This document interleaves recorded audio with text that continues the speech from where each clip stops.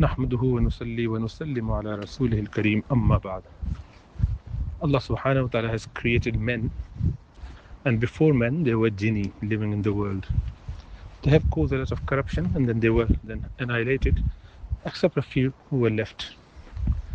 Among them was this devil we know now. His name was Iblis. He was a jinni, a pious one. He was quite righteous, and Allah subhanahu wa ta'ala God actually given him so much of respect and care that he elevated him to live among the angels. So angels are the creation that would never disobey Allah subhanahu wa ta'ala, the Lord. He, Iblis, was upgraded and was made to stay with angels in the heavens, and he started working for the Lord, and he would worship and be very pious. For thousands of years he has done that. It is said that there's no handspan on the earth and the heavens left where he hasn't done some act of devotion and worship. This is how much he was honored and offered and given to be pleased and to please Lord. And he did it. And then when Lord, Allah subhanahu wa ta'ala in this case, announced that I would create my vicegerent, I would create the best of the creation from among the creation, mankind. Now Iblis thought, since I have already been given this higher status, I would be the one who would be elevated to this status of being the vicegerent of God. And he actually felt that he deserved it for all the good action he has done. But he forgot that it was all from the blessing of the God. God actually gave him all those favors and supported him, helped him out, trained him, appreciated his potential, and helped him out through this. And what happened? He became jealous when Adam was created. The first man was created with clay. He started going inside that statue of Adam, which has not been blown into yet, the spirit to be alive. And he would go from the nose, enter through that, and then come out from the other passage, entering from the ears, coming out of the mouth, in different areas, just to identify and see the potential, see the weaknesses of men. And they said, oh, I can very easily misguide him. So he got arrogant after initially being jealous of Adam, the first man.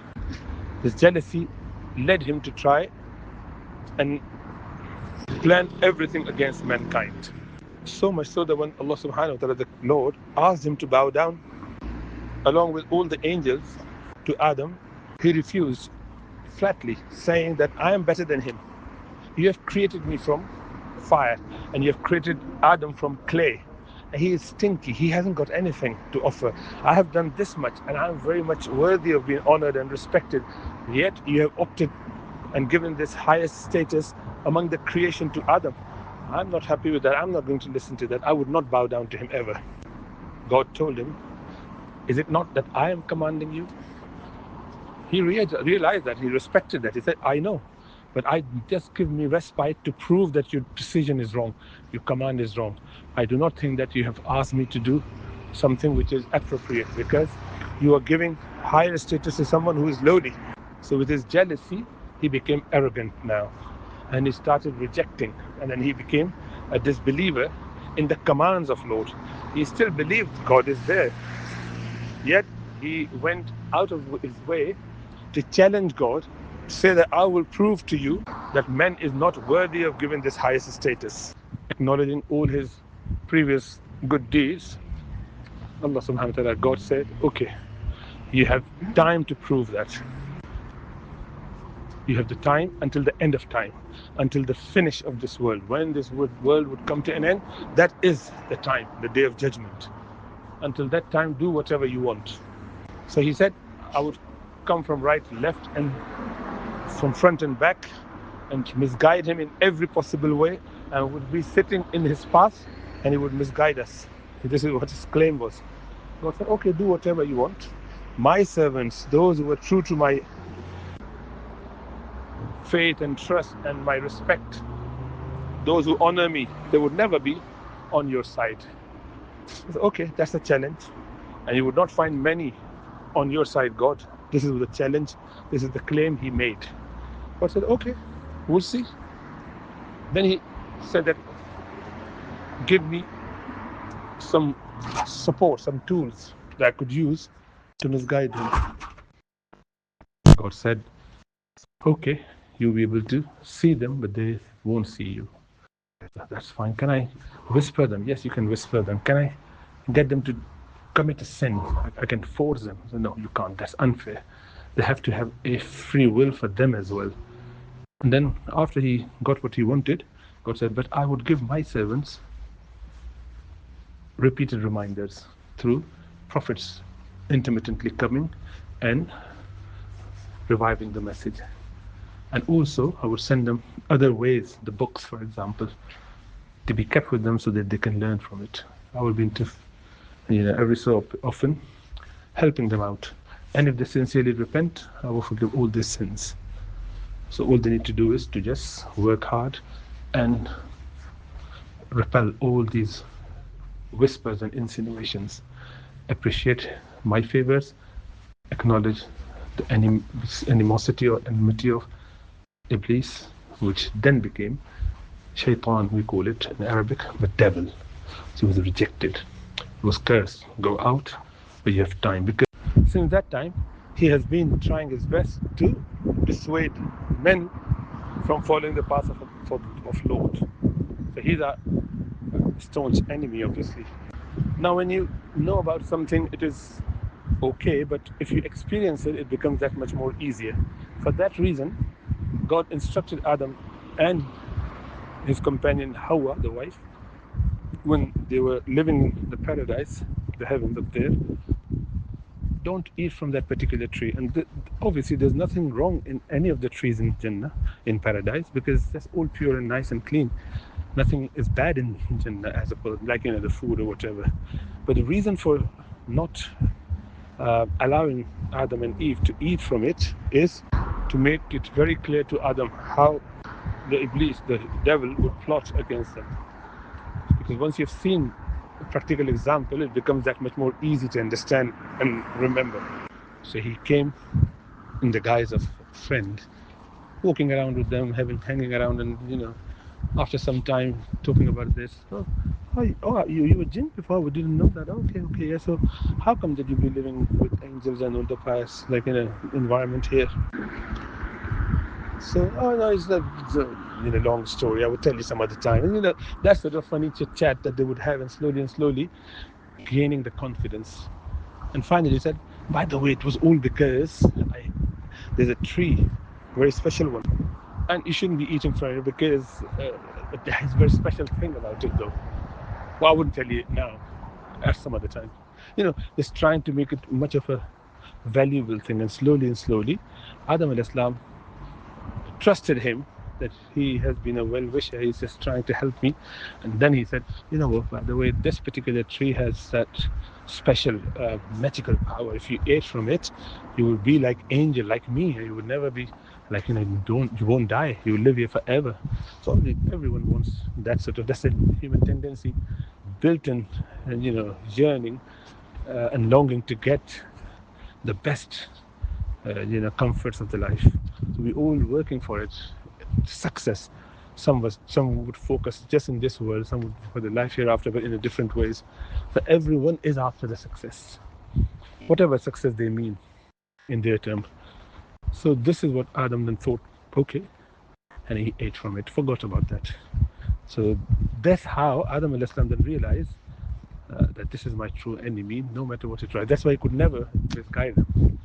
And then Adam al-Islam repented, and Allah subhanahu wa ta'ala elevated his level even higher to give him the prophethood.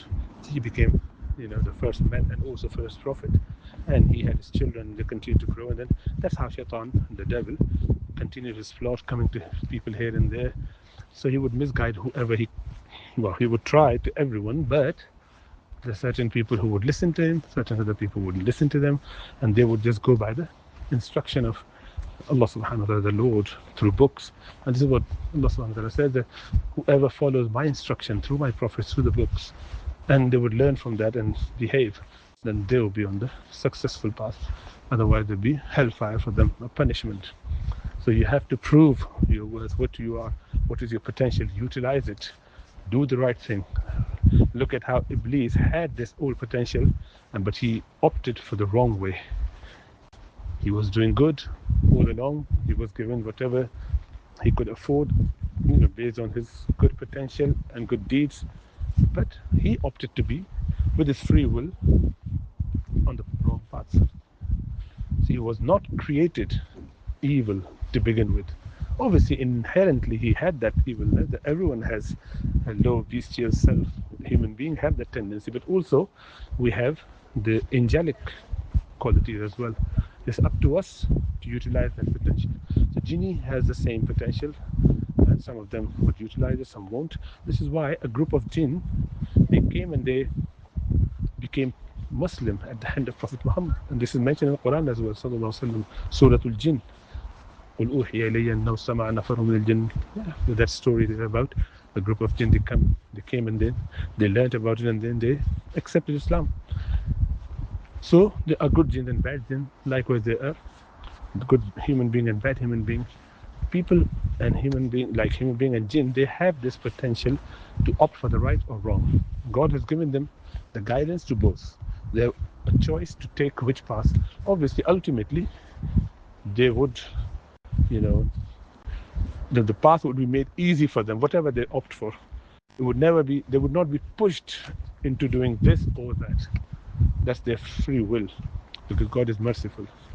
There has to be a balance, a justification.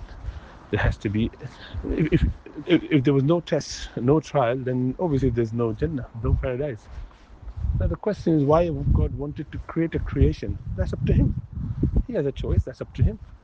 Me and you have a choice of doing whatever we want, whatever little ability and powers we have, we still utilize it. And God can't have a choice. Oh, subhanAllah. So it's strange, isn't it? I can have my own choice about color, about my favorite certain things, and God shouldn't have a choice. This is His choice. He created whatever. Why? It's up to Him. It's like, you make a Play-Doh. With Play-Doh, you make a bird, and you just, no, and then you make something else. That's up to you. The Creator has the full right to decide whatever He wants to do to whoever. And He would never be unjust, because He said that I would not. I'm merciful, I'm caring, I'm compassionate. I'm not unjust. So whatever happened with a good reason. And so the simple answer is no, there was no evil created. Evil was opted by the free will of devil. So he opted for it, became devil. He wasn't devil to begin with. Hope that clarifies it.